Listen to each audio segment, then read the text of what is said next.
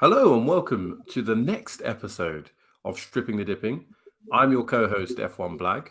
AMG Dens is out at a family dinner tonight as we record this. So I'm flying solo in the host chair, but it's absolutely a pleasure to bring you a guy who has a master's in physics and electronics, a master's in electronics and systems, and we can call him a future aeronautical engineer as well. We're going to talk a lot of F1 tech tonight with F1 Techie. It's CHARBEL. Welcome to the podcast. How are you? Thank you, Blag. I'm good. How's everybody doing? You having me in your podcast, and hopefully we will answer a lot of questions and deliver it for the audience. Yeah, well, that's the key. I could expect that you're going to be able to break tech down because there are some experts, and I'm not taking a shot at anybody here, but know what they're talking about, but then they can't simplify it for the likes of me, who perhaps I don't have any masters, let alone two.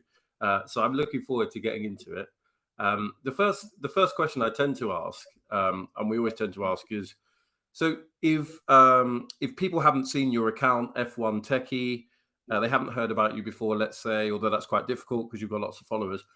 Tell us a bit about yourself. How would you describe yourself? Well, I'm how can I say it? A professional amateur, professional, but a professional amateur. So I go deep into the mechanics. I love aerodynamics, and it's been a long time in Formula One. I've been watching Formula One, digging deep into the Formula One long time ago, more than 33 years. That's my passion, and you're gonna do it to the maximum.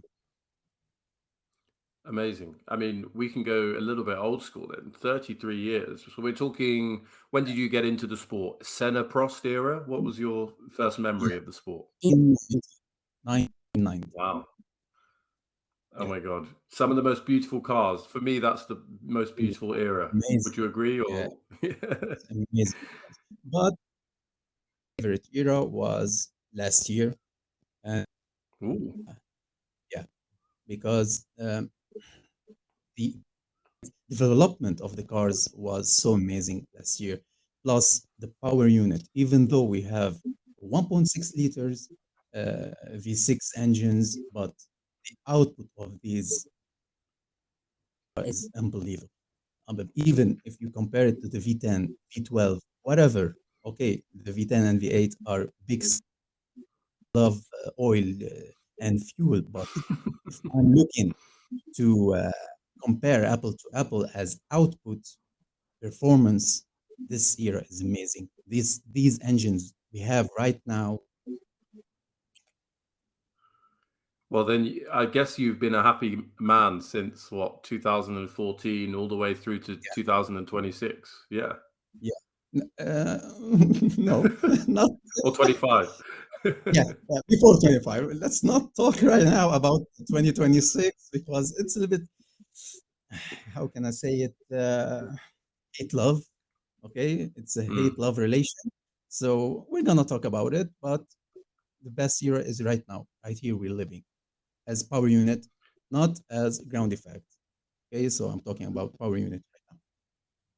Gosh, and that's fascinating. That begs the question, what do you have against sound effect? I don't have anything against it, but how they are trying to push the ground effect, it is awesome.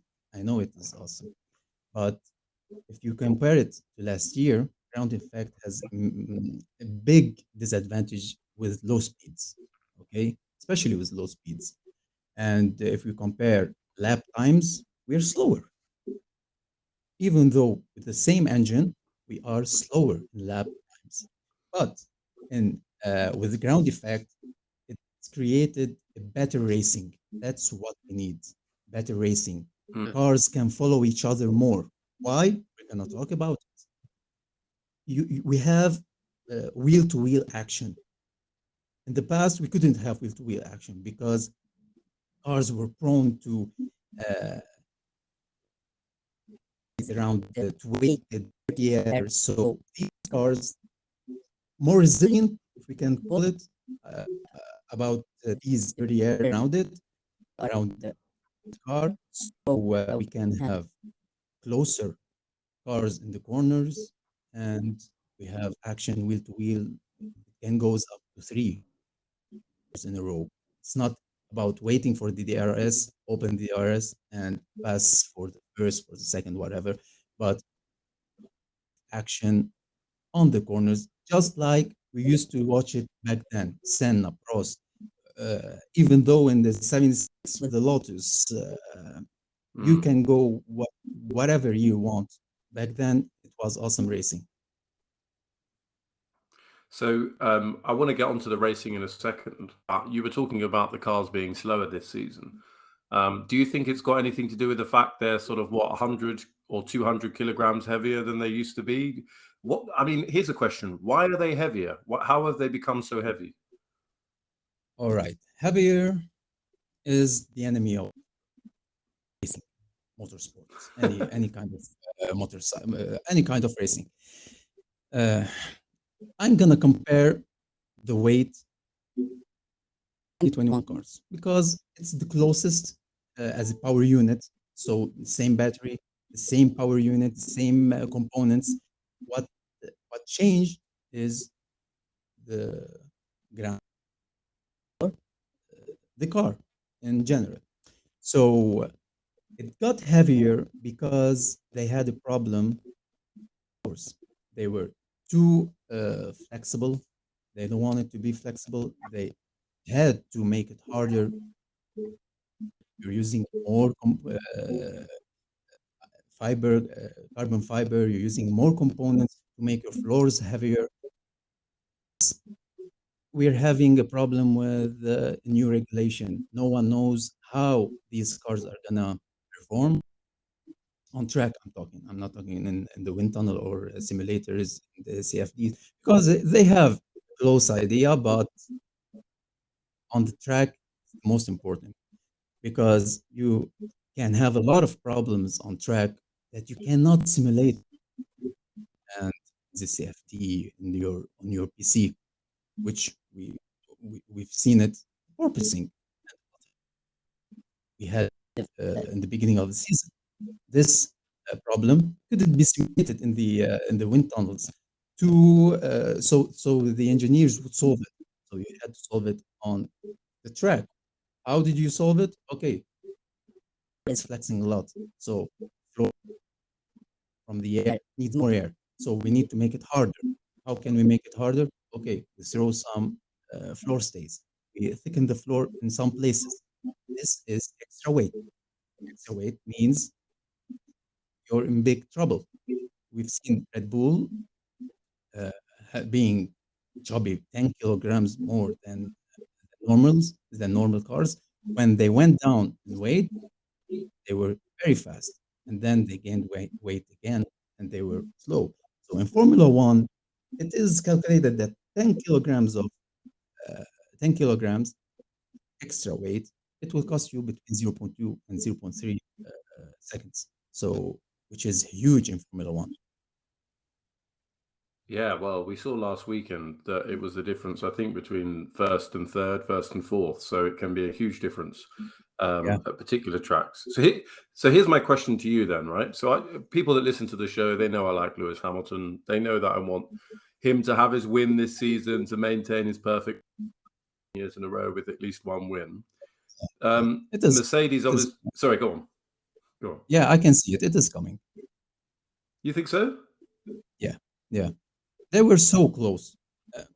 Whether you love Mercedes or Hamilton or not, I'm not talking as a fan of Verstappen or as a fan of Hamilton or a fan of Ferrari or Leclerc, whatever. I'm talking Formula One. I'm talking sincerely. It could have happened last week in Zandvoort. It could have happened in Silverstone. It could have happened in many races. Okay, the car is not yet in one lap qualifying, even though they had issues in the beginning of the season. We're not going to talk about it, but they solved the majority of these problems, and now we can see a good car in the race. Okay, so they have quick laps, they have a very good race pace, sometimes faster than Red Bull and Ferrari on any compound. Hmm. So I can see it coming. But where? We don't know. Yeah, we don't know. So here's a question. Looking forward to 2023, do you think Mercedes are going to change their concept? Do you think that they can, or do you think they're going to stick with the side podless approach? All right, that's a big question actually. But meanwhile, they have a name. They're going towards something Mercedes, uh, especially with this concept. Why? Because no one can copy it. The same as no one is copying Ferrari. Okay, Ferrari's idea. So if Mercedes could make this idea work, there will be somewhere no one will catch them. Okay, so they have the data. We don't have the data. They have the data from the wind tunnel, from the CFD, all the programs they are using. They have the program, the data. They know the where their car is uh, good and bad. They can upgrade it next year. But the problem this year was not the cars, the side pods. Everybody, oh, the Mercedes with no side pods. Go back, put some side pods. It's not the side pod, guys. Mercedes had side pods at the beginning of the season, and they had the same problem. It's not about the side pod. The problem here is about cost capping. Okay, so they had a purposing issue, which, as I told you before, that you can't replicate this in the simulator in the wind tunnels, and they had to solve it on ground. But whatever upgrades you're bringing to the car, you're not. It's being masked. The performance, these upgrades performance were masked by the purposing and bottoming of the car. So they had to raise the floor. They had to make their car slower because they are raising it from the ground, and you're not seeing your upgrades if they are working. So you are losing money on upgrades that you can't see if they are working or not, waiting until you uh, fix your main problem, which is purposing. Now, as we see, 99 of the teams have solved their problems purposing, and we can see the upgrades coming, especially on Ferrari and on Mercedes. Red Bull are very fast right now. We're gonna also talk about it. So next year, Mercedes, if they have in their mind the same concept, they know how to retrieve or take the performance out of this package, and let's wait and see. Hopefully, if they are gonna change their mind, they will take a good road. Okay, make a good concept. Will not cost them a lot of money because also cost capping was hard. The first year cost capping was that effective. Go back every year we heard cost capping, we are limiting the budget, but it wasn't uh, taking effect. It's not affecting the teams. This year is the first year we can see the budget capping is working. That's why many teams are struggling. One of them today in Monza, Red Bull, they can't afford to put Perez in new floor because of the budget capping. And for Mercedes, when they both cars had an accident, they tried to glue the floors together. We call them Franken floors. You see teams chopping, butchering the rear wing uh, just to make it less draggier. So cost capping is working. Next year, all the teams are gonna be in a better place because they know how they're gonna use their money and put it in the right development, right track. They're not gonna spend left and right to solve the problems because 99% of their problems were solved this year. So just pause for a second because you used the words bottoming and porpoising. Are they the same things, or are they slightly different, or are they related? No, they're not the same thing. Okay. The eye, yes, it is. But uh, if we are talking engineering, no. Bottoming is the fact that your car is hitting the ground, the car is oscillating, okay, and hitting the track because of uneven surface. It could be uneven surface that would create this bottoming because you're riding your car is very low to the ground, so it would bump, it would hit the ground. Porpoising is the air, the air affecting the car, okay, around it aerodynamically, making the car going down and up, okay. So uh, if we take mathematically, we have frequencies, okay? Everything in this world has a certain frequency. And each car you can see has a different frequency in porpoising. But the car is affected with 1F, 2F, 3F. This is the frequency. So the natural harmony of, I'm going into deep thing, but I'm gonna try to explain it. The natural harmony with the wind will create different frequencies on the car. Okay, so the car we will see it porpoising on certain speed. That's why Mercedes had, for example, in Jeddah, we see it when it hits a certain speed, the porpoising starts. Every car, when it hits a specific speed for this car specifically, it will start porpoising. This is natural harmony, and the porpoising is the aerodynamically. Bottoming is from the ground affecting the car. That's the difference.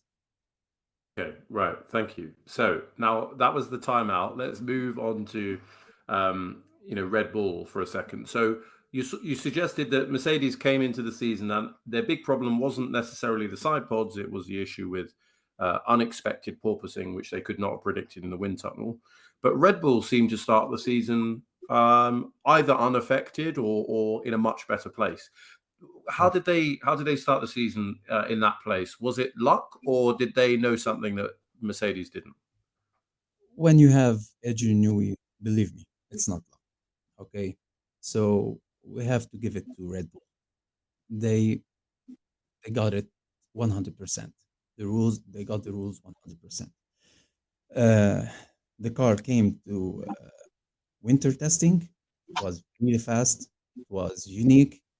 It was not affected by w- the track, whatever.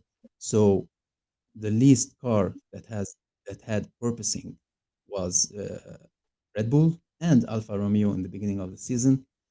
We're not talking about Aston Martin because sorry, McLaren, because McLaren they didn't have downforce to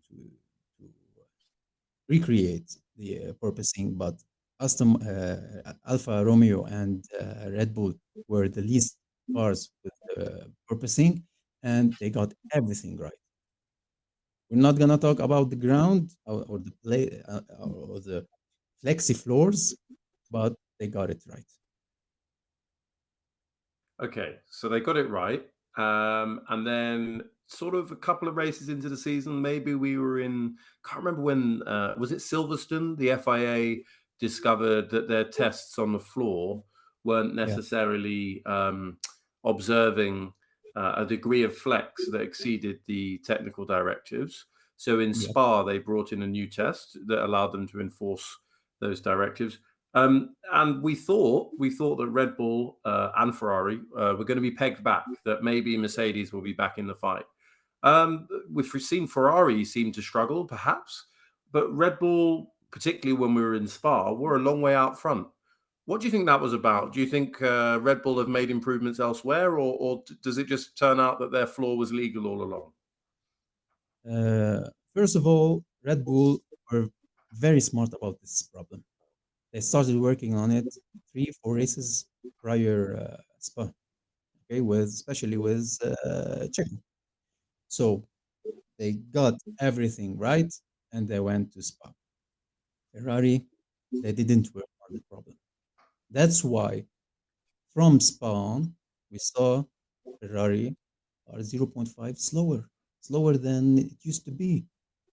Our calculations were saying the technical directive 39 will hit Red Bull and Ferrari with zero point 0.2 to zero point 0.3 seconds a lap. Ferrari was zero point 0.5 in Spa. and in Zandvoort they were not really fast. If we, I have a theory. I have a theory, and some people will shoot me if they hear it, but I'm gonna say it. In Spa, especially with uh, Verstappen, they took a new engine, new power unit, new engine to mask their losses. They have Mm. losses. To mask their losses, they crank the PU to the hell maximum. Okay, how? Why I'm saying this? Because in Zandvoort they weren't that fast. Mm. They weren't that fast. Where this 1.5 second go? Can anyone explain to me if they had this advantage, this major advantage? Okay, you're gonna say Spa they had advantage on the Camel Straight. No, it's not just Camel Straight. On the downforce sectors, sector two, Mercedes were on par with Verstappen. Okay, slower a little Mm. bit, some laps, faster in some. They were on par. Okay, others say they had to raise Mercedes. Listen to this. They had to raise the floor, and all the others they had to raise the floor because of Eau Rouge. They're bottoming there. No, they're not gonna suffer a 7 kilometer track, whatever, just for one corner on Eau Rouge and lose 2 seconds on other corners. It's not that. My theory, I told you, some people will shoot me if they hear it, but that's my theory. And I'm waiting to Monza too. Okay, Zandvoort, I was 90%. Okay, it could be this. I'm waiting for Monza 1 at FP2 race. Let's wait and see what's gonna happen. Okay, I mean, I'm entertaining your theory. I'm trying to. My brain is processing it. So, new engine in Spa. It would explain why Perez wasn't anywhere near as quick at Exactly. Spa as Max, and Max only took one run in qualifying and was sort of 6/10 down the road. Yeah. And then Zandvoort. You know, here's a question for you at Zandvoort. So Lewis Hamilton takes the restart in the safety car after the safety car towards the end.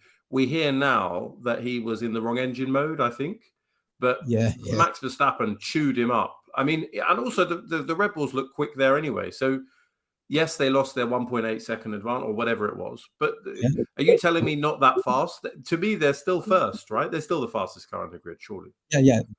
They're still the fastest. I'm not saying not fast. No, they are Mm, fast. It is great. I can say anything about Verstappen. He's a great driver. But if you look at the restart in Zandvoort, Verstappen had DRS on. So he passed Lewis Hamilton so easily. When I look back in the data and telemetry, I said, no, there was something wrong. I didn't post anything on Twitter. I had talked with a mm, friend, and he said, yeah, someone contacted me and said Hamilton was in the wrong engine mode. I said, yeah, that could be it. And you can see it clearly in the telemetry. So people will say, okay, come on, and wrong engine mode. Will it affect that much? Yes, wrong engine mode will give you 30 horsepower more, 20, depending on which engine mode you are in. Look back in 2016 when Nico Rosberg and Lewis Hamilton had crash in Spain. Nico Rosberg had the wrong engine mode. Lewis Hamilton was much faster, and mm. what happened. So yeah, you don't have the deployment uh, of your MGUK. You don't have the deployment of your MGUH, and plus, okay, we know that the PU or ICE engine mode you cannot change it from when you start your qualifying. So when you start your Q1, you're gonna start your race with this engine mode. But I don't believe engine modes in Formula One. There are so many tricks that engineers can do to Mm. gain performance from the PU, especially from the ignition timing. There is a lot of things inside the PU you can change without changing the knob on your steering wheel. Why? If you can't uh, retrieve power from this PU. Can someone explain to me why in Q1 you you make a lap, in Q2 your lap is quicker than Q1, in Q your lap is a rocket. You're on a rocket ship. It's 1 second quicker than Q1. How can you achieve that much of power? Don't tell me wait. Why should drivers or teams go into Q1 putting 20 kilograms of fuel in your car, in their car? There's no purpose. And change engineers are the sneakiest human beings on the on the earth because they can things unbelievable things they can do with the power unit and retrieve it retrieve in power from your power unit. You're including yourself there, right? Within the list of the sneaky people. Yeah. Yeah, yeah. If you go into my Twitter account, you can see I found something, a loophole that probably can use it. It is pinned in my timeline uh, for their zero pods, and they start uh, not using my idea. Listen, they're not this area. Engineers can extrude shapes just like the rear wing of the Aston Martin. They can extrude shapes, use it to turn around the regulations. And plus, let me tell you something. I was reading Mm. deeply the 2026 regulation. I will found two loopholes in their regulation, one in the turbo part and one in the MGUK part. So I don't know if they're gonna close it, but engineers can find loopholes, can find sneaky bits they use to extract more performance, faster car to make a faster car. So I guess you shouldn't give away those loopholes, and you should sell your services into a Formula Easy One team, money, right? easy money. Yeah, yeah, yeah, yeah. Why not? Okay, so answer me this, right? So we've talked a bit about Red Bull, a little bit about Ferrari, and quite a lot about the Mercedes shape. So Yeah, how about the question of drag versus downforce? So yeah. I see at the beginning of this season, all the Ferrari runners seem to be much further up. Haas had come back. Alfa Romeo was sort of back towards the front as well, and Ferrari, of course, were up there. You see the Honda smashing it. And then all of a sudden, you see Mercedes running cars were towards the back. Now, Toto Wolff at that point of the season said it's not to do with the engine, and maybe he's protecting the reputation of Mercedes. He said we've built, and many of our sort of customer teams have built draggy cars. So tell me, is the Mercedes concept just draggier than, say, the Red Bull? Okay. The concept, as I told you, we don't have the exact numbers or CFD data, but we can see and analyze. Mercedes, yeah, they have a draggy car. When you're not having side pods, you're not protecting your rear tires. The rear tires are so wide, and it's like a wall hitting the wind is hitting a wall. So you don't have side pods, or in the past we had the barge board area, which deflected the wake of the we had a very wide wake of dirty air to go around the tires. Now with no barge board, you're not protecting the tires from the air.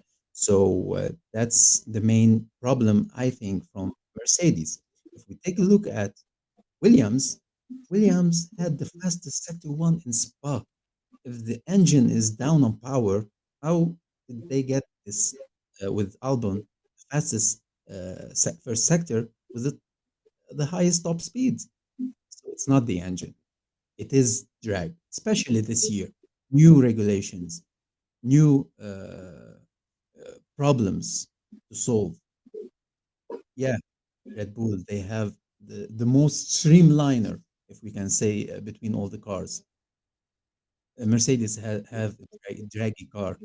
Uh, Ferrari, they have a good car. We can't say it's draggy. They have a good top speed. All right. So I say it's in the middle between Red Bull and Mercedes. I don't know. So here's talking about drag, right? And maybe I'm getting my concepts confused, but that makes me think about slipstreaming and the value of slipstreaming. So we're recording this during the Monza weekend. It's Friday evening where we are, and we've seen we think we've seen maybe slipstreaming is only worth a couple of tenths in Monza, which anyone that's watched the Italian Grand Prix will tell you that that seems like a reduction on previous years. Would you say the concept, this kind of 2022 aero design, is in general less draggy, or is there something else about the aero shape that reduces the slipstream? All right. The cars of 2022 are built for this, for uh, battle, a closer battle. Okay. The idea of these cars, starting from the front wing, going back to the rear wing, is about reducing the dirty air, the wide wake of dirty air around the car and behind it, because it's affecting the other cars to follow. They can't follow back then behind the car, and they are relying a lot on the DRS. Nowadays, these cars are uh, having less turbulent air around it, especially on the front tires, and going back to the rear wing. Rear wing, we don't have the air spinning off the corners of the rear wing anymore, creating vortices. Vortices creates dirty air. Dirty air creates drag, and plus dirty air it will affect the car following you. The current concept it is to throw the dirty air as high as they can over the following car. So the following car has more air to push in front of it. Okay, so they don't have the slipstream, this powerful slipstream that we used to have in the past years.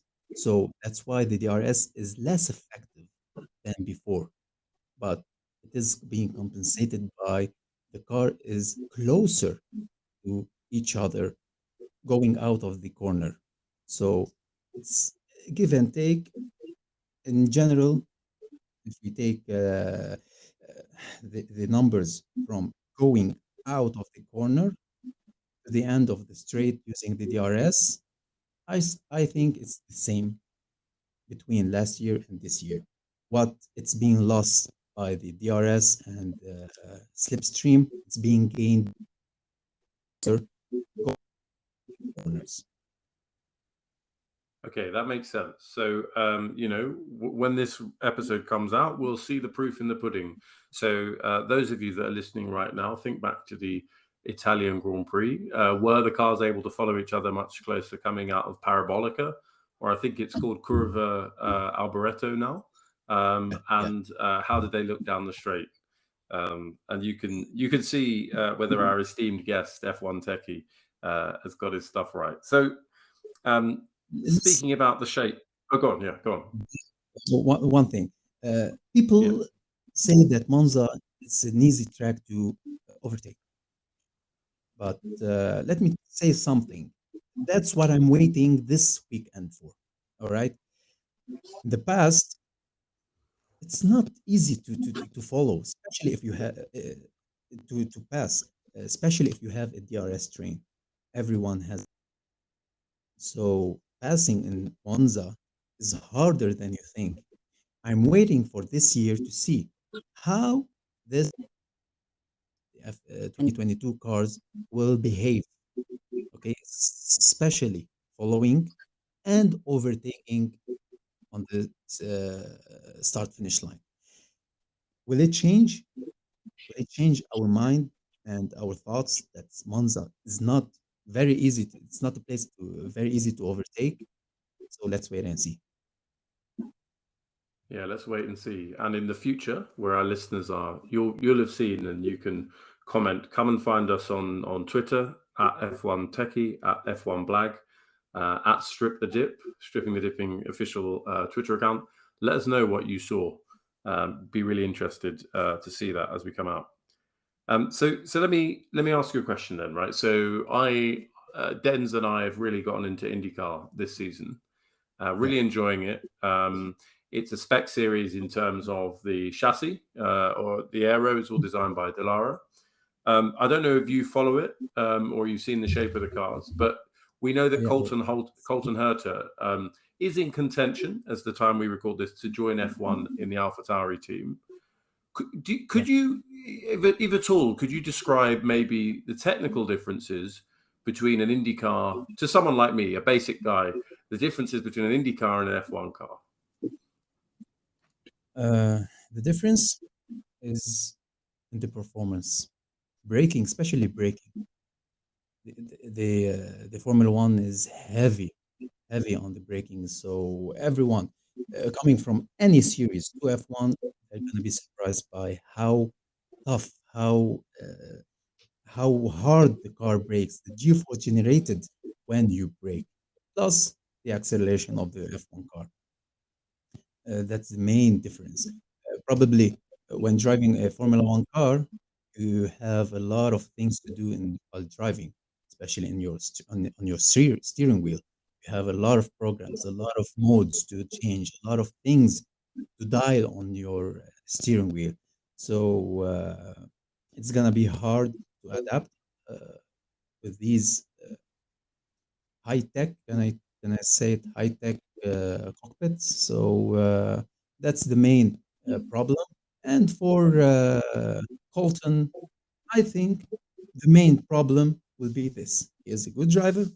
Not saying he's not a good driver. Last year we heard that he was related to Alfa Romeo. This year we heard that he was also related to McLaren. So this guy is good. And now we're uh, hearing the rumors that probably Red Bull is gonna grasp this guy. Okay, he's from Andretti. Why? You're gonna ask why, right? And people are gonna ask why. Why Red Bull is going, for example, outsourcing drivers. But the problem is, I have three ideas. First of all, it's for commercial interest for Red Bull. It is very valuable for Red Bull to have an American driver in the Formula One.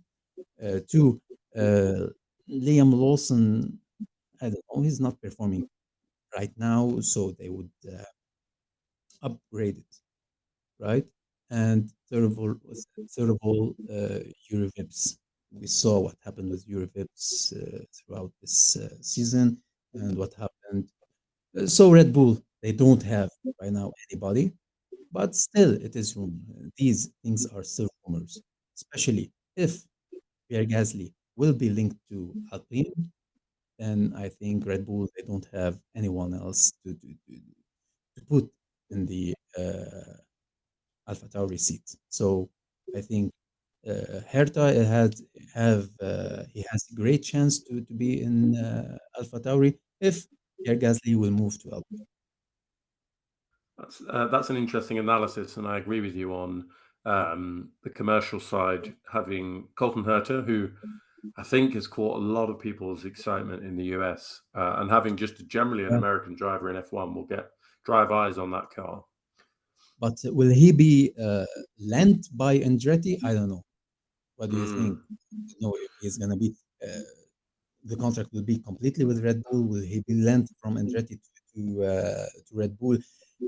We are also hearing that Andretti is looking to F1, is trying to make to make it back to F1. So if so, he's not gonna sign off Liam Lawson to Herta to Red Bull.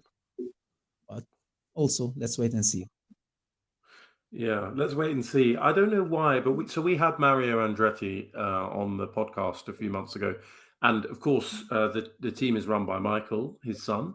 But the way Yeah, that Mario Andretti talked about Colton Herta, you got the sense that he was Colton was someone that they really wanted to succeed, and so I'm sure they'd love to keep Colton under contract or have an option to bring him back if they come into Formula One or if he wants to go back to IndyCar. But I don't think they would stand in Colton's way. Mario seemed like he wanted to do everything he could to bring Mm, mm. Colton into Formula One. Yeah, probably, probably. So let me ask some questions, quick fire questions. Right, we started the podcast. You were talking about following the sport for 33 years, and we talked a bit about your love of the turbo hybrid era from an engine perspective. Yeah, But how about yeah. this? Your favorite Formula One car of all time? Which is it? My favorite. Well, people will think that I'm biased, but uh, it was the W12. Wow, yeah. Well, I think W. you get Denz's agreement on that. And what about the W12 did you love? Awesome. First of all, the look, especially when I saw it for the first time, it was so huge. I saw it live in Qatar. It was so huge, as big as a living room, a 5 meter car, all black with all these uh, shiny wheels. That sound of the W12 amazed me. That was an amazing car, really.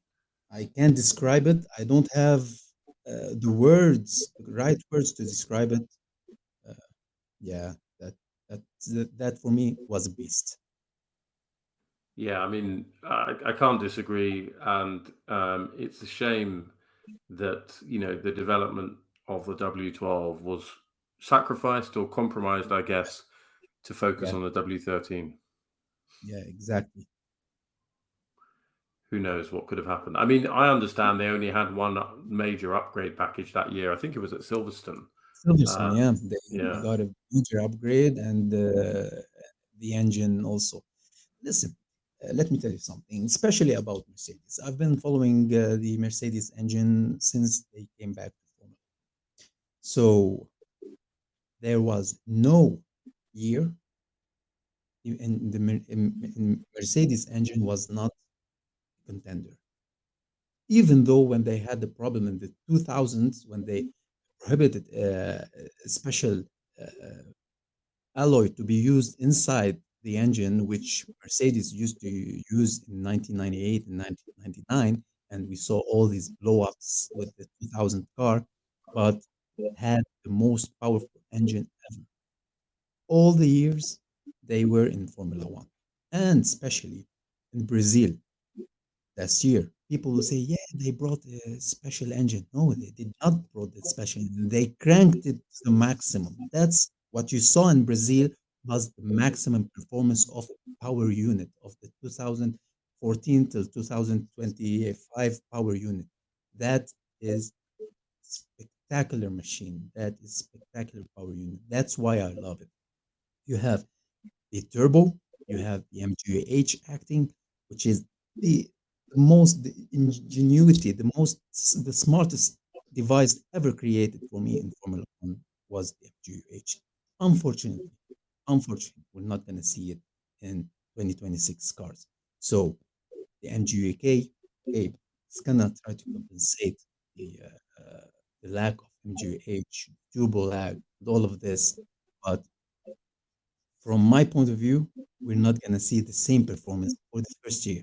Second year, a lot is going to change, of course. But for the first year, we're going to see a lot of, uh,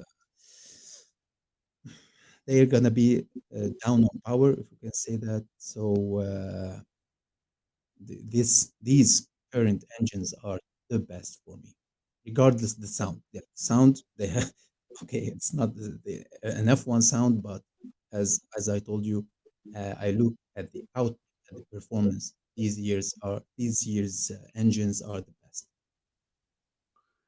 So I think, if I'm remembering rightly, coming into this season, the technical regulations stated that there needed to be a higher proportion of sustainable fuel Yeah, within the exactly. mix. Is that right? And could you describe any changes that might have had to be made to the engines to Oh, weather that new fuel? that question is so big. We can go deep in it. Especially this year. We saw that with the E10 fuel, we have 90% fossil fuel and 10% ethanol. Everything will change. We saw the team said we lost 20, 30 horsepower, but they tried to compensate it, and they could. In 2026 engines, we have 100% sustainable fuel. But what I have a big question mark, what's the grade of this fuel? The grade is uh, for us, it's like, for example, 98% of 96. In the US standards, it's 87. And we're not going to talk about the US standard. Let's talk a little bit about the European standard. It's the same. Don't be, so the people won't get lost. The US standards are different. It's the same fuel, but they use a different calculation. They get different numbers. 87 in the US, but it's in Europe, it's 96. Okay, so let's go to, for example, compare 98 to 96 grade fuel. A lot of things will change in your engine. First thing you will find or hear it is the knocking. You will have knocking, especially if you have a high compression engine ratio. Sports cars, you drive it daily.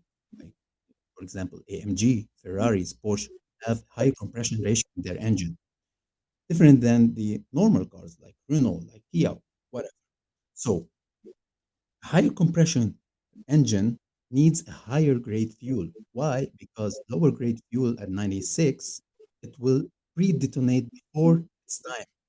Okay, so premature detonation we will have inside the engine. That's why we hear the knocking. You lose power, it will damage your engine. Same thing for Formula One. Formula One in 2026, we're gonna see what's the grade of this fuel. Okay, we know that F1 cars use fuel that is very similar to the fuel we use in our cars, and in average we can use it. You see it in average gas station, but it is specifically regulated this way to be brought or roughly equivalent to a premium road fuel with a high octane number. Okay, so they have to use the same fuel. They use it in our pumps, but okay, with higher grades. 100 sustainable fuel. We want to know what are the grades, how they're gonna change it, and of course, it's gonna affect the performance of the car. Let me take you a little back when Alonso was in Ferrari. They have Shell as provider, fuel provider for Ferrari. Back then, they did a test, okay, with Alonso on the Ferrari. They put the Formula One, of course, the Formula One fuel in it, and did a lap in Monza. And they removed this fuel and put the 98 fuel that we use at Shell in our gas pumps. Okay, the car was 0.9 slower, but surprisingly, it provided a higher top speed.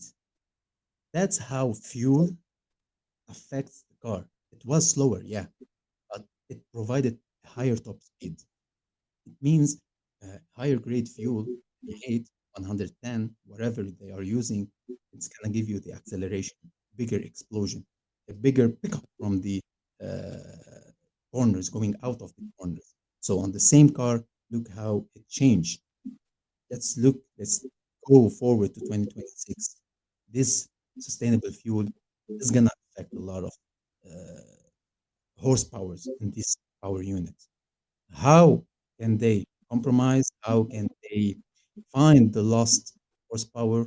Also, we're gonna wait and see.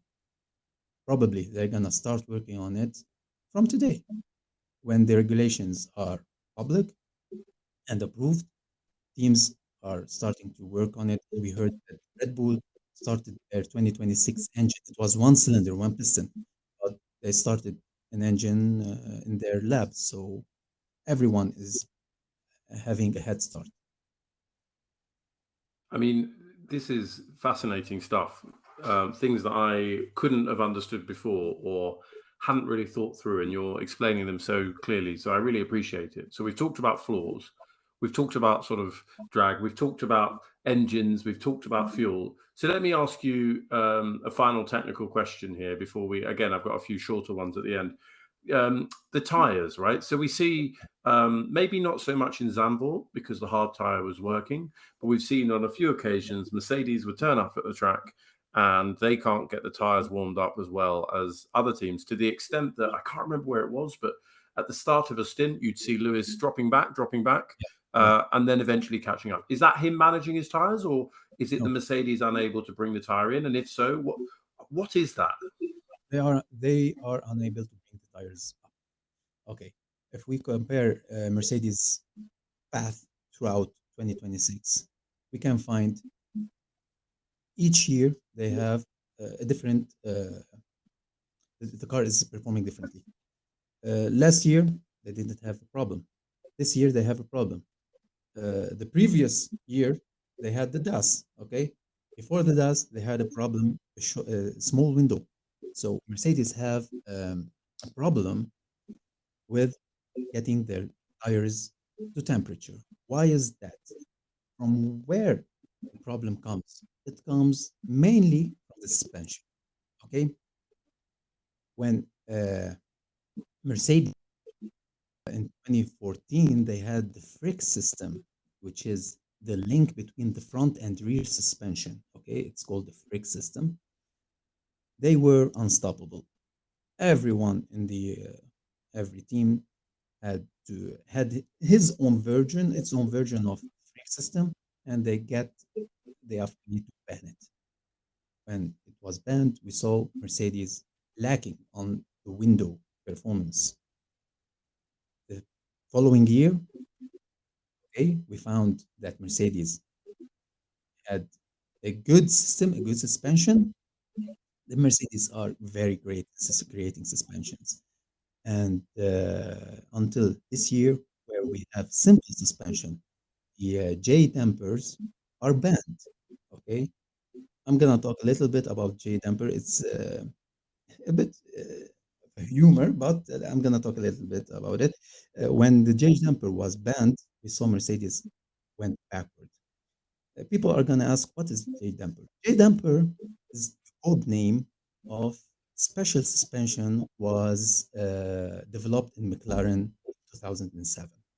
Okay, so if you look back, if you remember when we had the problem, the Spygate issue, you remember about it between Ferrari and McLaren? Yeah, yeah. Yeah, we had same year Renault stole the documents of the J damper from McLaren, but they did not understand it. They failed it completely, as if you stole the answering sheets of your exam and still you got a zero on your exam. So FIA did not punish them because they already flung everything at the Renault. So since then, J Damper went out. Everybody knew about it, and it was used in F1. It is very smart system. It eliminates the smallest frequencies. Okay, its job is to eliminate the smallest frequencies in the suspension. That's why everyone wished they had this system this year in the current era, because purposing would not been an issue if we had the J damper. So let's go back to Mercedes and suspension. We can see that Mercedes solved a little bit of their suspension issue, but they still have this tire warming up problem, especially behind the safety car. You can see in Silverstone how many laps Lewis Hamilton was struggling before his tires went back to normal temperature, and he picked up his speed and could overtake Leclerc and went onwards. So yeah, they have a big problem with their tires, and of course, they're gonna solve it for next year. Fascinating. And the jet, and you say damping is to stop the car from bouncing, basically, or Yeah, oscillating, or whatever you call it. Your proper words. Okay. Here's a question, right? So we've talked a bit about your favorite car. You talked about the W12. You're an engineer. You're a physicist. You know about electronics, etc., etc. There have been many, many technical brains, technical minds in Formula One, dating all the way back to its origin. You talked about Adrian Newey, but there are many others, James Allison at Mercedes and Ferrari, all the way back.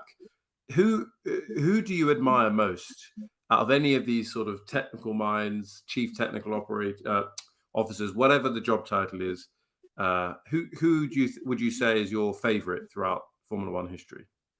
Colin Chapman. Aha. Yeah.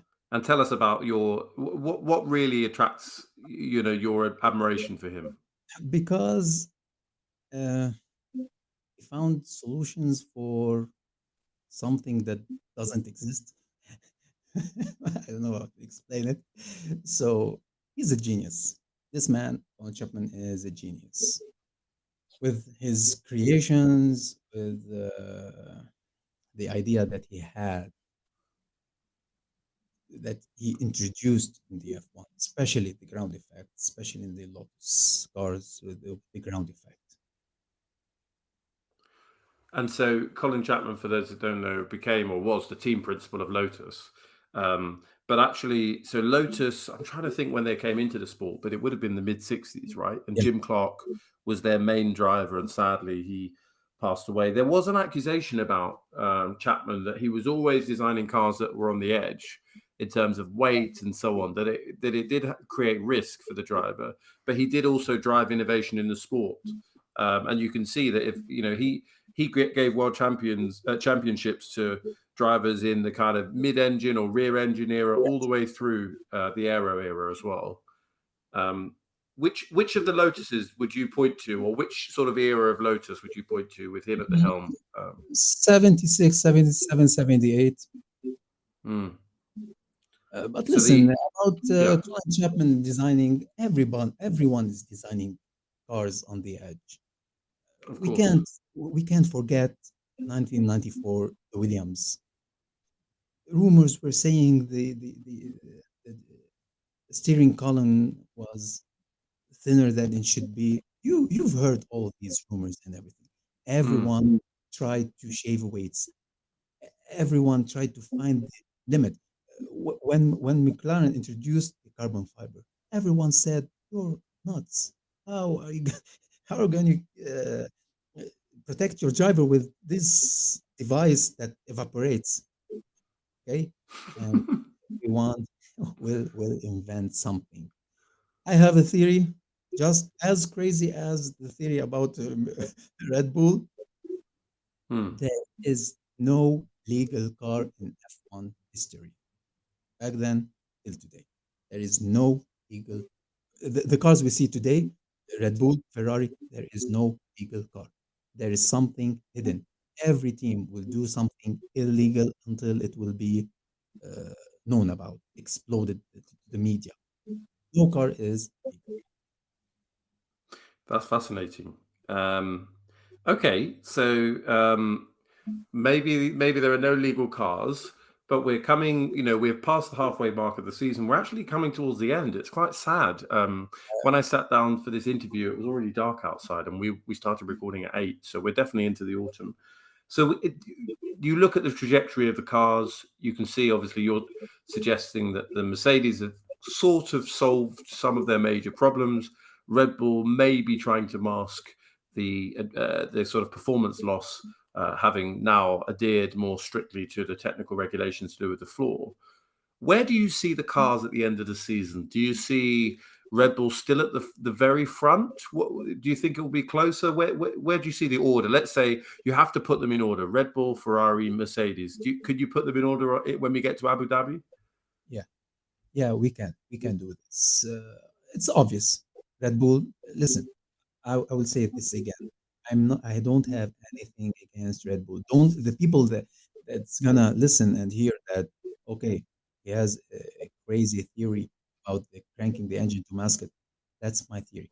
I have nothing against the team. I love the team. I love the drivers, and I love the competition. But that's my theory. And in Zandvoort, it was correct. I'm gonna see it in Monza. Probably not gonna see it a lot in Monza, but next we're gonna see if I'm right or wrong. In the end, at the end of the season, I would say Red Bull will still the car, the number one car, the fastest car on not one lap. I'm not talking about one lap car. A one lap car is a Ferrari. No one will catch it. Okay, as a qualifier, as a one lap car. But as a race pace, as a whole team, the perfect car. Red Bull is the perfect car this year. Next, Mercedes. With the momentum they have, they are creating from the mid-season onward, I see them second, plus not only second as the fastest car, second in the championship. That's how I see it. Okay, Ferrari is the third. Ferrari have a lot of problems. They have three major problems. The uh, the engine, the reliability, everything is the strategy. We're not we're not gonna go into this. I can see they have a lot of problem in the strategy department. Not this year alone. We can go as far as you Verstappen, sorry, since Alonso, and they have also driver errors. They have a lot of errors which they should not make. These three major problems be the sandbag for Ferrari. That's why I see them in the third place. And it's going to be in the fourth, fifth, McLaren. Haas, it's going to be probably six. Strange thing, they have a very good weekend, and another weekend they collapse. So I think they've been working on the car for 2 years and a half. So they know the car really well, and we see it perform or get points, unbelievable points for the Haas team. Um, I'm gonna stop for.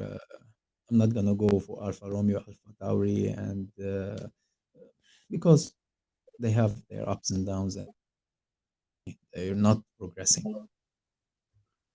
That's really interesting. So what you're implying then is that Fernando Alonso has given up basically the fourth best car for someone that you didn't even place in the ranking, that might even Yeah, be at the back in the Aston Martin. Wow. Just for one extra year on the contract? That doesn't seem entirely yeah. smart.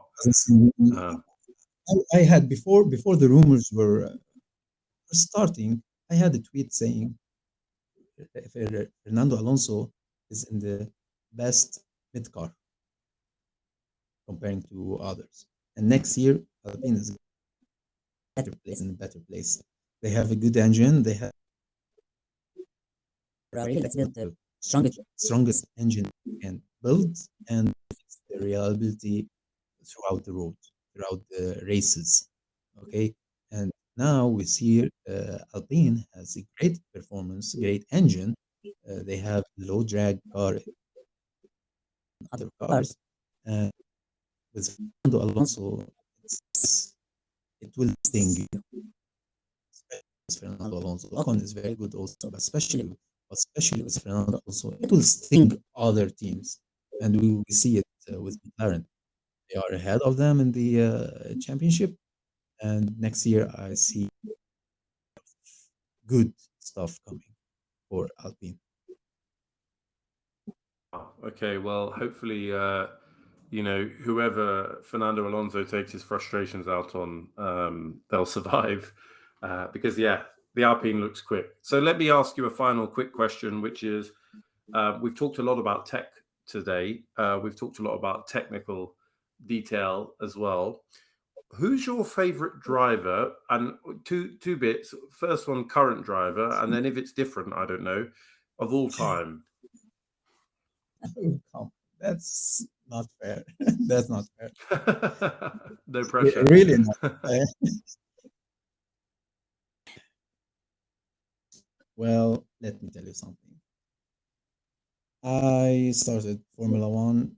I opened my eyes on Senna. For me, Senna had something special. He's a genius behind the wheel, steering wheel. I love him a lot, Senna. Then Schumacher. We call him Michael Schumacher in Lebanon. So okay, so Shoemaker in Europe, I don't know. So Michael, I love him a lot. Yet I have a lot of points I stated before, okay, especially for World Championship. But I still love him a lot. Plus, I and people say he's biased, but I love the I love Lewis Hamilton. After Lewis Hamilton, we'll say I have Max Verstappen. I uh, I love his demons. Of Max Verstappen's demons. He's fighting something we can't see. He's a genius, especially on wet tracks. We've seen him. Uh, he collects driving style from karting, and we can see it, especially in wet tracks. Yeah. Unfortunately, Twitter and all social media lately is becoming has all the social media has they became as a war zone, fan war zone between Lewis Hamilton, Max Verstappen, Sebastian Vettel, and we don't want this sport to have this negativity inside it. I from stripping the dipping, I urge everyone that's listening, please guys, love whoever you want, okay? But keep the sport clean. Don't attack anyone. Respect everybody because each and every person driving today in Formula One, you have to respect him because he is one of the best of the best. Teams are not paying money just to have someone doesn't deserve a seat, crashing, or they are the best of the best. Everyone deserves respect. They are great drivers, and looking at the TV is not the same as driving this car. Looking at the TV, you see it as slow, but controlling these beasts, 320, 350, any changes in the temperature, 1 degree up or down, it will change the balance. It will change the behavior of the car. So the drivers have fraction of a second to adapt. That's how a good the F1 driver is good. It's great. That's why he is one of the best drivers in motorsports. You can find it in the pinnacle of motorsport, which is Formula One. I think that's a lovely message about respect and yeah, like what you like. But don't judge others for what they like or don't encroach on other people's Exactly. enjoyment of the sport. So we've talked about polarizing topics just there. We always end on a polarizing question.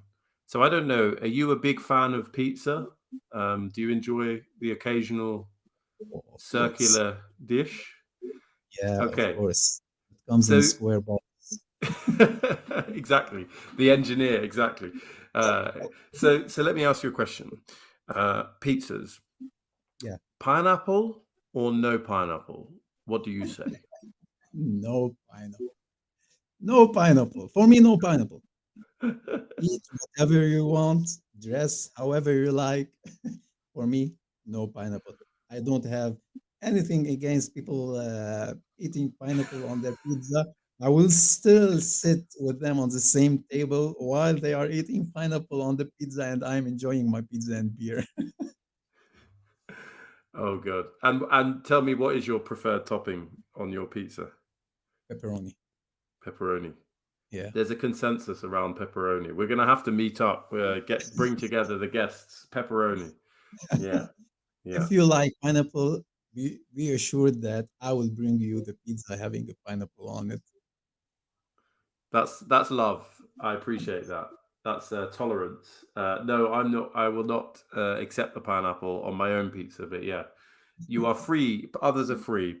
So Yeah. look, as we come to the end, Charbel, it's been a real pleasure. Is there anything you want to say to those that are listening, and also where can we find you? What are you working on at the moment? At the moment, you can find me on Twitter, on Instagram. Listen, I'm trying to understand Instagram, okay? I'm asking my wife for help. Please. take control of my Instagram. You know better. So I am very active on Twitter. I'm trying to be active on Instagram. Plus, we are starting a new interesting project in the Middle East. Okay, it's called MENA Grand Prix. MENA Grand Prix is a new company. It's going to be a new company that addresses motorsports and Formula One, and we're going to introduce Formula One to Middle East and the world in a special way. Uh, in Europe, we have Sky Sports doing a great job.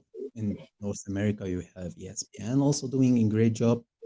In the Middle East, we have this privilege. Okay, we have a lot of don't understand me wrong, but we have a lot of channels trying their best. But MENA Grand Prix is gonna target the new guys, girls, men, women coming into the sport, trying to explain everything from scratch, from the tiniest business to the most complex. We're gonna start there. We're gonna have we're starting right now our website. My designs and explanation drawings will be made as videos. We have a lot of engineers also in our team. We're tackling a lot of stuff in Formula One that people should know about. We're gonna teach everyone about F1, love F1 as it is, and also on my Twitter account, you can see my drawings, my videos, my explanations. And lately, I'm gonna start explaining 2026 regulations, how the MGUK is gonna be the power. What does 9 megajoules means? What does 350 kilowatt means? How it is related, the 9 megajoules with 350 kilowatts, and how can we get the outputs amount of seconds you're allowed to use your MGUK? Everything you're gonna find it on my uh, Twitter account, and plus I'm being invited to podcast. One of the podcasts is yours. So I'm trying to explain everything on podcast, also hoping for the best, hoping for the best. As much as we can give the sport how it should be introduced to the world, get a lot of new people to love the sports, and trying our best. I mean, I'm really looking forward to hearing more about MENA Grand Prix. And I think people who are listening, who've stayed with us throughout the episode, will have noticed that I did not ask you too much about the 2026 regulations. So we've saved that. And that would be a lovely part two if you'd come back I on the would love, podcast in the future. I would love to. Brilliant. We'd love to have you. I know Georgie will be ecstatic. It will be great to have you on with Dens. He'll have a Yeah, whole bunch of questions. And you mentioned the drawings. I didn't know that was you. So if you go to at F1 Techie, the pinned tweet, did you draw that? There's the picture of the Mercedes. Was that you? yeah, yeah.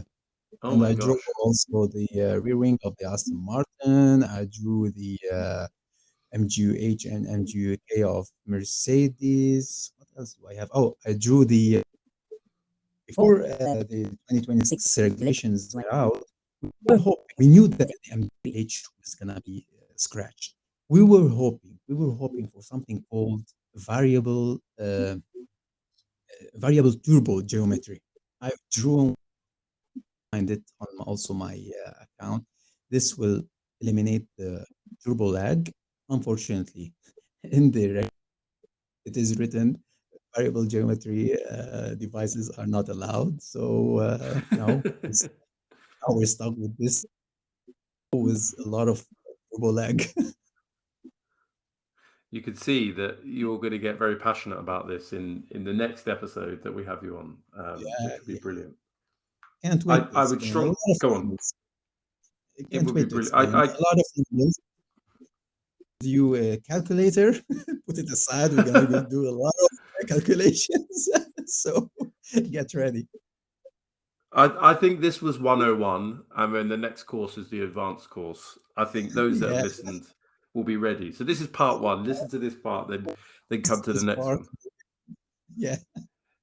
Fantastic. Well, look, CHARBEL, it's been a real pleasure. Those of you that listen to the podcast, if you're listening on Spotify or Apple Music or Anchor itself, whatever your platform, please do give us a like or give us a rating and do leave comments. It really helps us out, particularly also if you're on YouTube. If you have any questions for us for the next episode, do drop them on our Twitter account. Give us a follow at Strip the Dip. This has been F1BLAG. I've been had the pleasure to be with tonight F1 Techie, aka CHARBEL. I'll be signing out. We'll see you next time. See you soon. Bye.